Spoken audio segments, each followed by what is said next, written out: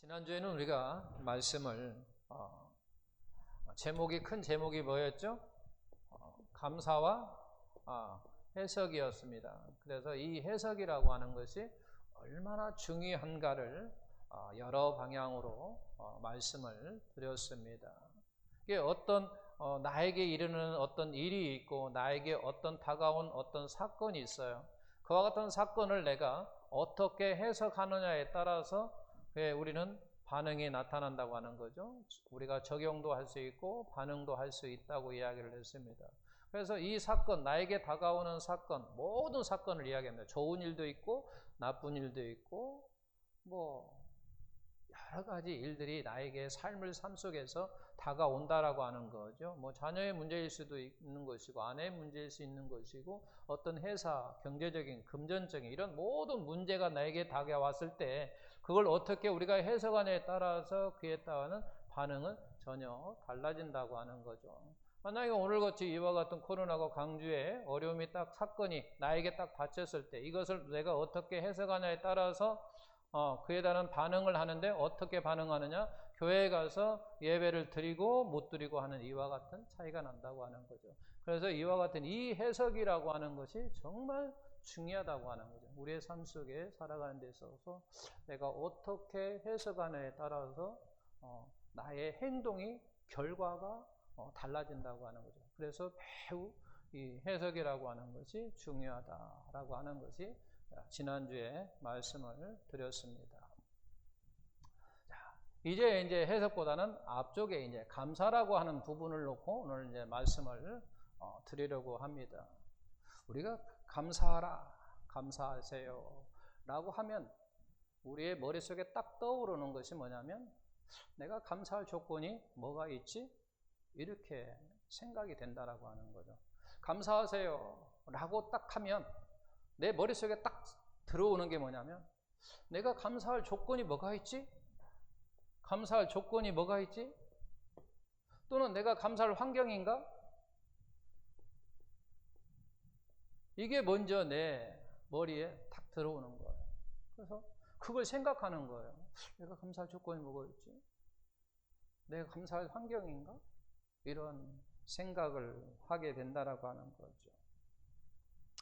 그리고 또 범사에 감사하라 그런 얘기죠. 성경에 범사에 감사하라, 범사에 감사하라. 그럼 목회자들이 많이 이야기를 하는 거죠. 범사에 감사하십시다. 범사에 감사하라고 이야기를 하게 되면 그렇게 이야기를 하는 사람이 있습니다. 목사님이니까 범사에 감사할 수 있죠.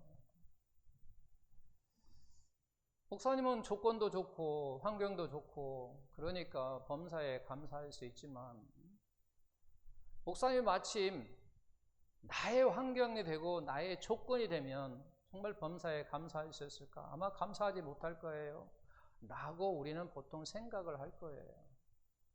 그러니까 목사님은 조건도 좋고 환경도 좋으니까 범사에 감사할 수 있지. 만약에 목사님이 나의 조건이 되고 나의 환경이 되면 정말 범사에 감사할 수 있을까? 없을 거예요 라고 하는 이와 같은 생각을 많이 한다라고 하는 거예요. 근데 여러분 아셔야 됩니다. 성경이 저와 여러분에게 요구하는 감사는 성경이 저와 여러분에게 요구하는 감사는 그런 게 아니라고 하는 거예요.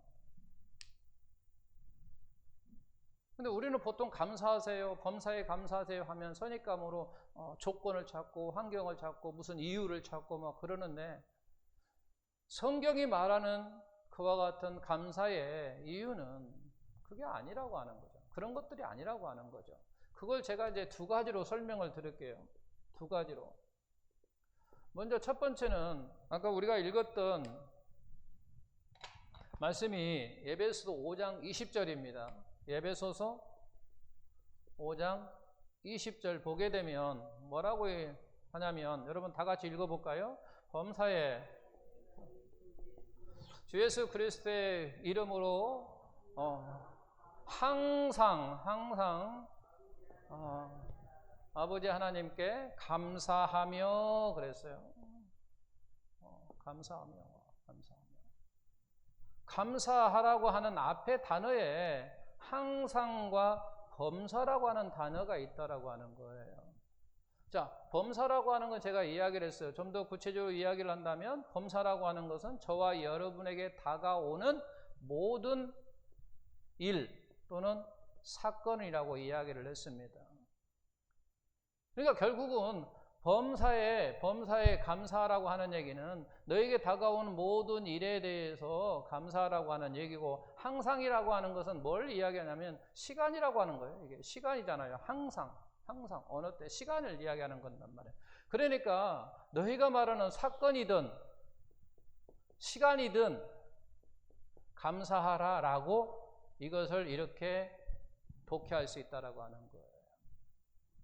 그러니까 너희가 어떤 조건과 환경으로만 해서 감사라고 하는 것이 아니라, 감사라고 앞에 너희의 어떤 사건이든, 너희에게 다가오는 어떤 사건이든, 너희에게 다가오는 모든 시간이든 감사하라라고 이렇게 말씀하고 있다라고 하는 거죠, 성경은. 자, 그리고 이제 두 번째로 이제 우리가 또 한 가지 이야기하면, 우리의 삶 속에서 경험적인 이유가 있어요. 우리의 삶 속에서 우리가 경험적인 이유가 있어요. 무슨 얘기냐면, 우리가 똑같은 조건이에요. 똑같은 조건. 무슨 조건? 똑같은 조건인데 어떤 사람은 감사합니다. 그런데 어떤 사람은 감사하지 않아요. 똑같은 조건인데. 만약에 우리가 이 감사라고 하는 것이 조건과 어떤 환경에 의해서 감사한다고 한다면, 똑같은 조건이라고 하면은 똑같이 감사하든지 똑같이 감사를 하지 않든지 결과가 그렇게 나와야 된다는 얘기예요. 그런데 똑같은 조건임에도 불구하고 어떤 사람은 감사하고 어떤 사람은 감사하지 않더라. 똑같은 조건이 물론 기막히게 좋은 그와 같은 환경일 수 있어요. 정말로 기가 막힌 환경, 조건. 근데 그런 속에서도요, 감사하지 않는 사람들이 참 많더라고 하는 거예요. 그리고 또 반대로 정말로 어려움 속에서, 고통 속에서, 환난 가운데에서, 힘든 가운데서도요, 감사하는 사람이 있더라라는 얘기예요. 감사하는 사람이 없어야 되는데, 왜? 고통 가운데 있고 힘든 가운데 있고 어려움 가운데 있기 때문에, 그런 환경이라면, 그런 조건이라면 감사하지 않아야 되는데 감사하는 사람이 있더라는 얘기예요. 그런 가운데서도. 반대로 정말로 기가 막힌 그와 같은 환경, 여건, 그런 조건 속에서도 감사해야 되는데 감사하지 않는 사람이 많더라는 얘기예요. 오늘 누가복음 17장이 그와 같은 예인데, 누가복음 17장에 예수님께서 한 마을에 이렇게 들어가셨어요. 한 마을에 들어가시니까 그 마을에 나병 환자가 10사람이 있었어요. 그러니까 예수님을 보시고 그러는 거예요. 선생님 큰 소리로. 왜냐하면 나병 환자들은 일반 사람하고 같이 접촉을 하지 못하게 돼 있거든요. 그래서 예수님이 저기 계시니까 큰 소리로, 예수님 우리를 불쌍히 여겨주소서 그러잖아요. 불쌍히 해달라면 치료해 주세요 그런 얘기잖아요. 우리를 좀 낫게 해주세요 그런 얘기죠. 자신이 지금 원하는 것을 예수님 보시고 이야기한단 말이에요. 근데 예수님께서 그걸 보시고 그렇게 이야기해요. 보시고 가서 제사장에게 너희 몸을 보이라고 이야기를 하는 거죠. 그 제사장을 너에게 보이라고 하는 얘기, 구약 성경을 쭉 읽어보면 왜 보이라는 이유를 알 수가 있어요. 그 당시 때는 제사장이 어떻게 보면 결정권자가 있어가지고 피부병이나 이런 것이 환자들은 그 제사장이 당신은 다 나았습니다 라고 하는 어떤 선포예요. 그래서 너는 이제 고향으로 가고 너는 이제 부모 형제도 만나고 그런 얘기거든요. 그러니까 너희 몸을 제사장에 보이라는 얘기예요. 그래 제사장에 보이라고 하면 제사장이 이제 너희를 고향으로 보내줄 거라는 얘기죠. 이게 가다가 그들이 다 우리가 아는 것처럼 가다가 다 치료를 받았어요. 나병 환자가 다 회복됐다는 얘기예요. 다 회복됐어요. 정말로 기막힌 환경 아니에요? 감사할 조건 아닌가요? 정말로 기가 막힌 감사의 조건이에요. 왜냐하면 이 당시다 나병 환자는요, 형제지간에 부부지간에도 떨어져 있어야 돼요. 같이 생활 못합니다. 다른 곳에 있어야 되거든요. 멀리 가 있어야 된다는 얘기예요. 마을에도 떨어져 있어야 되고 부모에게도 형제에게도 떨어져 있어야 되고 그런 삶을 살아야 된다는 얘기예요. 그런데 이제는 회복되어서 이제 내 어머니도 만날 수 있고 내 아버지도 만날 수 있고 내 형과 누나도 만날 수 있고 내 온 가족과 함께 이제 살 수 있다고 생각하면 정말로 기가 막힌 환경의 조건이라고 하는 거예요. 오늘날 이야기하면 그거예요. 당신 3개월이면 죽습니다 라고 했는데 딱 가서 3개월 만에 가서 하는데 당신 치료 다 됐습니다 라고 하는 거하고 똑같아요. 왜냐하면 나병 환자는 지 혼자 있어야 되잖아요. 자기 혼자 멀리 떨어져 있어야 되잖아요. 얼마나 고독하고 힘든 그와 같은 환경 속에 살아가냐는 그런 얘기예요. 우리 환자들도 마찬가지잖아요. 어려운 환자들은요, 힘든 게 어떻게 보면 더 심하면 중환자실에서 혼자 그냥 계속 누워 있어야 되잖아요. 그 고통. 그런데 당신이 회복됐습니다 다 왔다고 하면요, 그거 춤출 일이고 정말 많은 사람들에게 나팔 불고 자랑하고 할 그와 같은 기막힌 그와 같은 환경임에도 불구하고 그럼에도 불구하고 17절 다 같이 읽어볼까요? 다 같이 뭐라고 이야기합니까? 17절 다 같이 시작.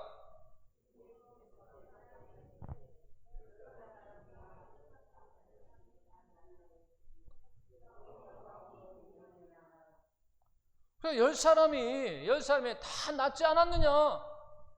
9사람 어디 갔느냐? 그러니까 결국은 감사는 몇 사람이 왔다라는 얘기예요? 감사는 한 명만 왔다는 얘기예요. 9명 어디 갔느냐? 그런 얘기예요. 한 명 어디 갔느냐? 9명 어디 갔냐?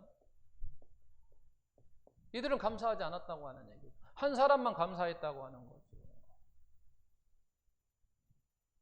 우리는 착각하는 게 내가 환경이 좋으면 감사할 것 같죠. 내 조건이 좋으면 감사할 것 같죠. 천만의 말씀입니다. 이렇게 기가 막힌 환경 조건임에도 불구하고 한 사람뿐이 감사하지 않았다고 하는 사실입니다.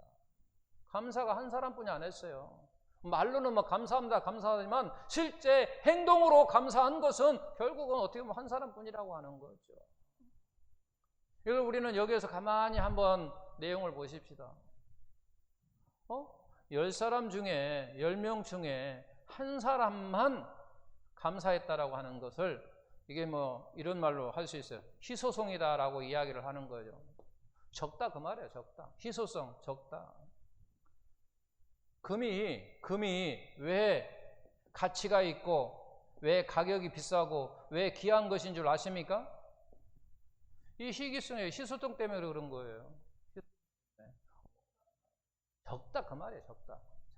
만약에 금과 돌이 뒤바뀌어 버리면요, 우리가 말하는 금 가치 없어요. 가격도 없어요.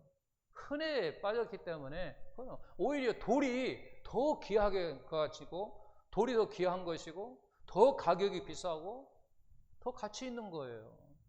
돌하고 지금 현재 돌하고 금이 바뀌어진다고 한다면 그런다는 얘기예요. 그게 결국은 희소성 적기 때문이라고 하는 거죠. 이걸 가만히 생각하면 그렇게 되면 이 10사람 중에 한 사람만 감사했으니까 감사하는 사람을 우리는 생각해 보면요, 그런 얘기예요. 귀한 사람이란 얘기예요. 귀한 자예요. 감사하는 사람은요. 귀한 자예요. 감사하는 사람은 귀한 자예요. 소중한 자라 이 말이에요. 가치가 있는 사람이에요. 가치가 있는 사람이요. 10명 중에 한 사람만 감사했으니까 경쟁률로 따지면 10대 1이란 말이에요. 10대 1이에요. 대단한 사람이에요. 10대 1이면. 금년에 공무원, 9급 공무원 시험이 서울이 22점 몇 대 1이었고 지방이 12점 몇 대 1이었는데 한번 생각해 보세요. 옛날에는 65대 1이니 90몇 대 1이니 엄청난 공무원 시험이 강했었는데 요즘은 조금 경쟁률이 떨어졌더라고요. 보니까 올 6월 달에 치른 이게 경쟁률이거든요. 대단한 거잖아요. 22명 중에 1명 되면은 대단한 거 아니에요? 10명 중에 한 사람 되는 것 얼마나 쉬운 일이 아니에요. 요즘 3배수로 보통 3배수로 뽑고 나서 또 제끼고 하는데 10분의 1도 대단한 거예요. 그러니까 감사하는 사람을 여기에 적용을 시킨다고 한다면 정말로 귀한 사람이라는 얘기예요. 가치 있는 사람이라고 하는 거예요. 그래서 이 사람이 어디를 간들 존경받는다 그런 얘기예요. 감사하는 사람은 어디를 가더라도 존경받는 거예요. 여러분 금은요 어디 가든지 귀한 것으로 다 대우받습니다. 가치 있다고 생각하는 거예요. 금 누구한테 있을 때는 가치 있고 누구한테 있을 때는 가치 없는 게 아니에요. 제가 아마 없지만 만약 장로님이 저에게 금덩어리 주면요 정말 귀한 거예요. 그 제가 또 금덩어리 우리 집사님이 주면요 귀한 거예요. 값진 거예요. 그게 장로님이 저한테 주는 값진 것이고 제가 있는 것을 집사님 주면은 그거 나에게는 필요 없어 하는 거 아니에요. 그러니까 결국 무슨 얘기를 하려고 하냐면 제가 감사하는 사람은 기량 경쟁력을 보더라도 감사하는 사람은요 정말 존경받는다고요. 어디를 가든지 존경받는다고 하는 거죠. 귀한 사람이에요. 소중한 사람이라고 하는 거죠. 높임을 받을 수밖에 없다라고 하는 거예요.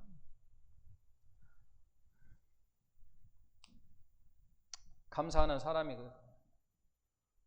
감사가 말은요 쉽지만요 행동은 이렇게 어려운 거예요. 이렇게 기가 막힌 조건임에도 감사하지 않더라는 거예요.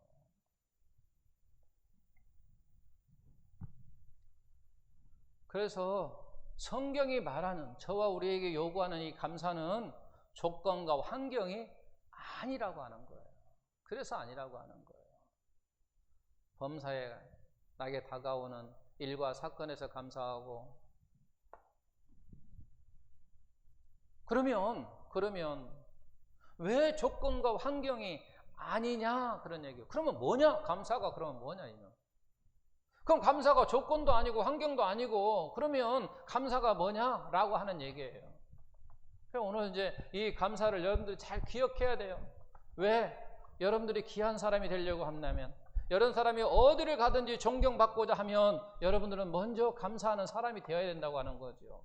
감사하는 사람이 되어질 때 여러분이 스스로가 높이려고 하지 않아도 존경을 하고 많은 사람들이 여러분들을 높여줄 것이고 여러분들을 귀하게 생각할 것이고 그렇다는 얘기예요. 그런데 우리는 무엇인가 자기가 함으로 말미암아 존경받으려고 하거든요. 그런데 존경받으려고 하지 않아도 감사하는 사람이 되면 스스로 존경받을 수 있다라고 하는 거예요. 성경은 그렇게 우리에게 말씀하고 있는 거예요. 그러면 여러분 감사라고 하는 것이 조건도 아니고 환경도 아니고 그러면 뭐냐라고 하는 얘기예요. 첫 번째 감사는요. 첫 번째 해석입니다. 해석은 이해를 하죠. 내가 어떻게 어떤 일을 해석하느냐에 따라서 내가 감사를 할 수도 있고 안 할 수도 있다라고 하는 거예요. 그러죠? 내가 어떤 일에 대해서 나에게 어떤 일이 있어 내가 어떤 시험을 봤는데 합격했어. 그걸 합격했어도 하나님의 은혜야 라고 생각하면 감사할 수 있지만 이것은 내가 노력해서 얻어진 거야 라고 하는 사람은 감사하지 않아요. 내가 어떻게 해석하냐에 따라서 감사할 수 있고 감사하지 않는다라고 하는 거죠. 그래서 감사는 해석이다라고 이야기를 하는 거예요. 그리고 감사는 뭐냐면 두 번째는 선택입니다. 어떤 측면에서 선택이냐면 성경은 우리에게 이렇게 말씀합니다. 너희는 범사에 감사하라고 이야기를 합니다. 너희는 범사에 감사하라. 범사에 감사하라 라고 하는 얘기는 명령이에요. 명령이라고 하는 것은 우리의 의지에게 요구하는 거예요. 의지에게 요구를 해요. 우리한테 내 안에 있는 요구, 의지를 통해서 요구하는 거예요. 그 요구하는 이 의지가 어떤 일을 하느냐? 선택하고 결정하고 결단하는 일을 합니다. 내 의지가 무엇을 선택하기도 하고 그 선택했으면 그것을 결단을 하는 거예요. 내가 해야지. 결단하는 거예요. 결정하고 결단. 그래서 바로 이 감사는 내가 해야지라고 하는 이와 같은 선택이라고 하는 거예요. 선택이에요. 그와 동시에 감사는 또 뭐냐면 내 책임입니다. 누구 책임이요? 내 책임이에요. 내 책임. 근데 우리는 보통 이 내 책임을 다른 사람 책임으로 전가를 시켜요. 무엇으로? 조건으로. 무엇으로? 환경으로. 감사하라 하면 내 조건이 좋아야 내가 감사하지. 내가 할 수 있거니 내 조건만 줘봐. 내가 감사해. 이렇게 이야기해요. 조건만 좋으면 내가 감사할 수 있다고 이야기하는 거예요. 내가 환경만 좋으면 내가 감사할 수 있다고 생각하는 거예요. 그러면서 그 감사라고 하는 것을 이 조건과 환경에 떠미는 거예요. 내가 조건만 줘봐. 내가 환경만 줘봐. 내가 감사할 수 있어. 라고 생각하는 거예요. 그게 아니라고 하는 거죠. 바로 내 책임이라고 하는 거죠. 내가 선택하고 내가 해석을 어떻게 하느냐에 따라서 결과가 달라지는 것이지 그 조건과 환경으로 말미암아 감사의 어떤 결과가 되는 게 아니란 얘기예요. 근데 우리는 자꾸 내 책임을 다른 사람 책임으로 바로 조건으로 환경으로 떠밀어 버린다는 얘기예요. 앞에서 봤잖아요. 환경이라 할지라도 다 감사하느냐? 그렇지 않아요. 조건이 좋으면 우리가 감사하느냐? 아니라고 하는 거예요. 또 우리는 감사가 또 어떤 측면에 보면 순종입니다. 순종해요.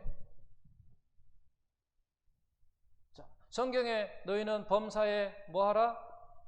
감사하라 그랬어요. 내가 이 말씀을 순종하면 내가 뭐 했어요? 감사했어요. 아멘? 자, 말씀이 우리에게 뭐예요? 범사에 감사하래요. 그럼 내가 순종했어요. 순종하면 내가 지금 뭐 한 거예요? 감사했다 그 말이야. 감사했어요. 말씀을 내가 순종함으로 말미암아 감사를 했다는 얘기예요. 감사했다라고 하는 거죠. 이런 측면을 보게 되면 바로 감사라고 하는 것은 순종이라고 하는 거예요. 그 다음에 다섯 번째, 감사라고 하는 것은요, 훈련이에요. 아멘? 감사는 훈련이라고 하는 거죠. 훈련이 뭐예요?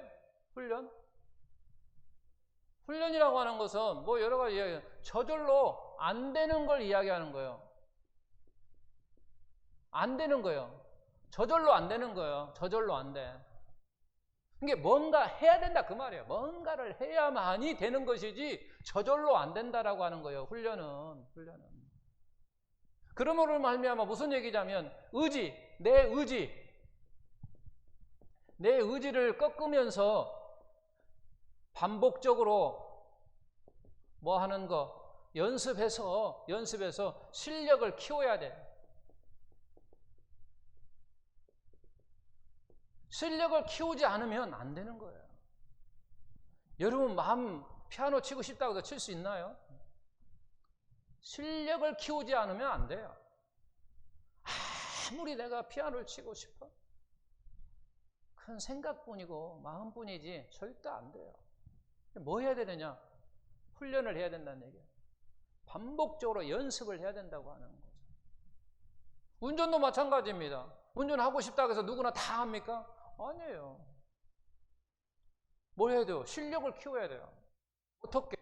반복적으로 연습함으로 말미암아 실력을 키워야만이 내가 운전을 잘할 수 있는 거예요. 마음과 생각 가지고 운전할 수 있는 게 아니고 피아노 할 수 있는 게 아니란 말이에요. 내가 실력을 키워야 된다는 얘기예요. 그 실력을 뭘로 키우냐? 훈련을 하는 거예요. 훈련하는 거예요. 연습하는 거예요. 훈련하는 거예요. 이게 감사라고 하는 것도 바로 우리가 훈련을 해야 된다라고 하는 거예요. 감사도 뭐 해야 된다고 해요? 훈련해야 된다고 하는 거예요. 그래서 하나님께서 이스라엘 백성들에게 뭐라고 했냐면 너희는 뭘 지키라고 이야기했냐면 3대 절기를 지키라 그랬어요. 3대 절기를 지키라고 그랬어요. 명령이에요. 명령.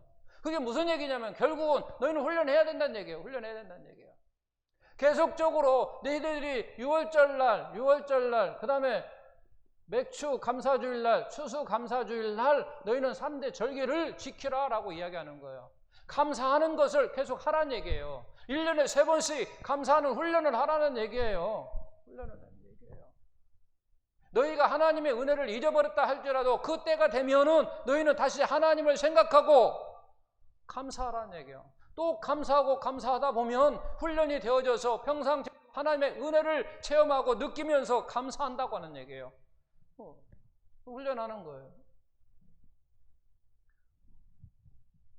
근데 우리는요, 보통 다른 쪽으로 생각을 봐요. 3대 절기를 지키라고 하면, 교회에서 돈 내라고 한다고 이렇게 좀 안 좋은, 부정적인 시각으로 바라본다고 하는 거예요. 우리를 하나님은 이스라엘 백성들을 훈련시키기 위해서, 감사라고 하는 것을 훈련시키기 위해서, 왜 감사라고 하는 사람이 아까도 보였지만 귀한 사람이 될 수 있고 사람들로부터 존경받을 수 있고, 결국은 내가 감사를 잘하면 잘할수록 결국은 하나님도 유익이 있지만 하나님의 유익이 뭐가 있나요? 결국 내 자신에게 큰 유익이 되는 거예요.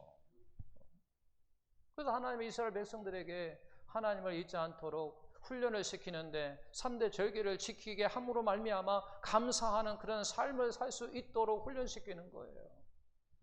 이게 오늘날 우리에게도 마찬가지예요. 저걸 긍정적으로 바라본다고 한다면 이스라엘 백성에게 감사하는 그와 같은 것을 훈련시켰던 것처럼 오늘날 우리에게 3대 절기를 지키라고 말씀하시는 것은 바로 우리를 훈련시키는 거예요. 왜? 너희가 감사하지 않으니까. 한번 생각해 보십시오. 요 성도도 얼마 되지는 않지만 한번 스스로 한번 생각해 보면 내가 감사하는 생활을 얼마나 하는지, 하나님 앞에 고백을 하는지 한번 자기 스스로 자기 자신을 한번 돌아보라는 얘기예요. 우리가 얼마나 하는지. 그러므로 말미암아 하나님께서 오늘 저와 같은 절기를 통해서 훈련시키는 거예요.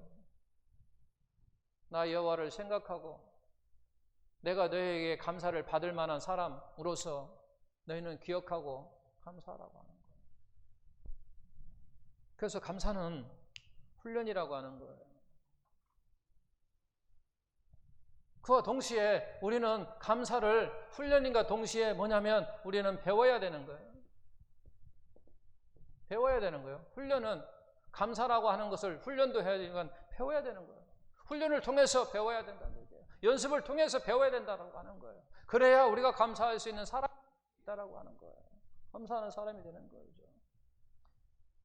우리가 감사할 그와 같은 시기에 감사를 배워야 할 시기 때에 우리가 만약에 감사를 배우지 아니하면 어떤 일이 생기느냐? 이 감사라고 하는 걸 우리가 배워야 되는데 감사를 배워야 되는데 감사를 배우지 않으면 그 감사라고 하는 자리에 다른 것이 들어와 버린다는 얘기예요. 나의 지식 속에, 나의 생각 속에 만약에 감사라고 하는 일부분이 해야 돼. 내가 배워서 내 마음속에 감사라고 하는 것이 있으면 순간순간 그와 같은 것을 내가 감사로 표출을 하는데 만약에 감사라고 하는 것을 배우지 못하면 어떤 일이 생기냐면 그 안에 뭐가 들어가냐면 불평이 생겨요. 불만이 생겨요. 짜증이 생겨요. 이와 같이 증거해요. 그래서 우리는 감사하는 그 어떤 조건과 우리는 감사하는 어떤 환경으로 말미암아 감사하지 못하고 오히려 불만을 하고 불평하고 오히려 짜증내고 그런다는 얘기예요. 한번 예를 들어서 이야기해 볼까요? 자, 우리 자녀들, 아기가 우리 부모들 때 태어날 때 하고 하고 막 하고 태어납니다. 어쨌든 간에 하고 태어난단 말이야. 그렇지만 그 이후에 아빠 엄마 나를 이 땅에 태어나게 하셔서 감사합니다 이야기합니까? 죄송하지만 이야기 못하죠. 물론 말을 못하니까 못할 수도 있겠죠. 그러면 그 아이가 만약에 그 부모로 인해서 돌보고 관리가 되지 않으면 그 아이는 죽을 수도 있습니다. 그러나 우리 부모들이 그 아이를 잘 관리하고 보호하고 잘 막 성장시키고 성숙시키고 잘 관리를 합니다. 그런데 그 자녀가 여러분 감사합니다 그때마다 엄마 아빠 고마워요 감사해요 표현합니까? 안 하잖아요. 죄송하지만 안 하잖아요.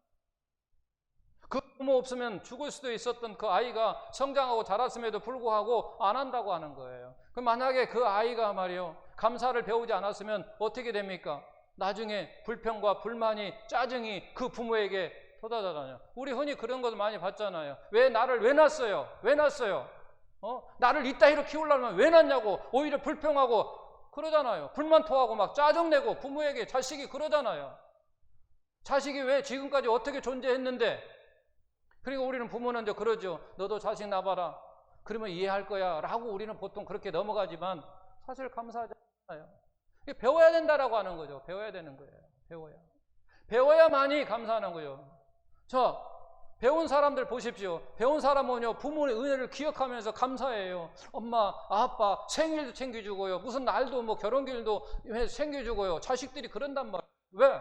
감사라고 하는 걸 알기 때문에 그런 거예요. 누구의 감사를? 부모에게 그 부모가 나를 어떻게 하는 것에 대해서 감사를 표현하는 거, 아는 거예요. 아는 거. 천지 차이잖아요. 우리는 감사를 훈련이기도 하지만은 배워야 된다라고 하는 거예요. 감사하죠. 너는 내 부모에게 공경을 해야 되고 내 부모에게 감사를 해야 되고, 왜냐하면 네 부모가 너를 관리하지 아니하고 보호하지 아니하고 너를 잘 하지 않았다고 한다면 너는 이 세상에 태어났지만 죽을 수밖에 없어. 그럼 그도 또 뭐 다른 이야기를 하겠죠. 관리하려면 나를 잘 해주려면 왜 낳냐고 뭐 이런 식으로. 그러잖아요.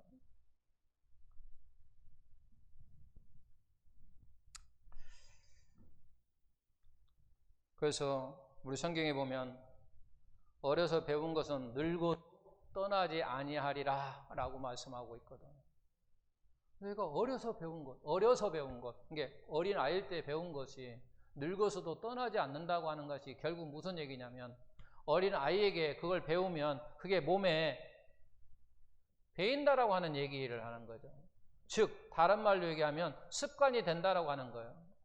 습관이 되는 거예요.